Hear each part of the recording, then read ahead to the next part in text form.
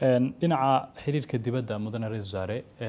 xukuumaddu waxay mowqif dhexdhexaad ka qaadatay arrinta khaliijka khilaafaadka ka jiray dad badan oo siyaasadda ku jira waxay dhaliileen arrintaas oo waxay yiraahdeen xukuumaddu inay mowqif kala qaadato ayay ku fiicnaad ama ay dhinaca kale u dhigto arrinta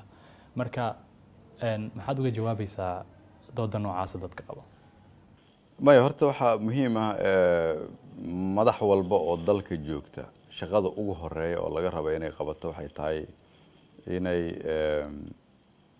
difaacdo sharafta iyo karaamada ummadda Soomaaliyeed waxa kale laga rabaa in go'aan walba ay gaarayso uu yahay go'aan ay u gaarayso mustaqbalka ummadda Soomaaliyeed go'aanka anagu aan gaarnay inaan dhexdhexaad noqono waxa laga yaabaa dawlad ahaan in maanta sida aad adiguba leedahay dad badan ay leeyihiin maxay dhibkan u marayaan madaxda hadda joogta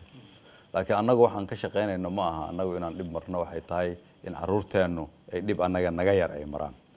inaan dhexdhexaad noqono oo aan ka noqono dhibaatooyin dalka banaanka uga baxsan waxaan aaminsanahay inay tahay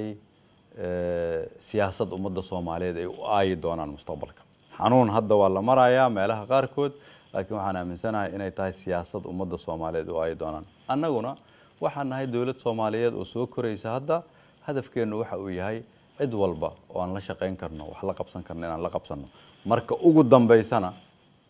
go'aankeenu wuxuu ku salaasan yahay ilaalinta sharafta iyo karaamada ummadda Soomaaliyeed ma jira wax cawaaqiba oo aad ka cabsi qabtiin xukuumaddu ama walwal ay ka qabto ama hadda ka dhashay go'aankaas dhexdhexaadnimada ku saleysan go'aan walbood gaarto wuxuu leeyahay laba dhinac oo laga eego laakiin marka ugu horeysa waxa ay tahay go'aanka uu madaxweynuhu gaarayo ama ra'iisul wasaaruhu gaarayo ama xukuumaddu ay gaarayso hal mid baa laga fiirinayaa meeshaan ka fiirinna waxay tahay danta ummadda Soomaaliyeed ma ku jirto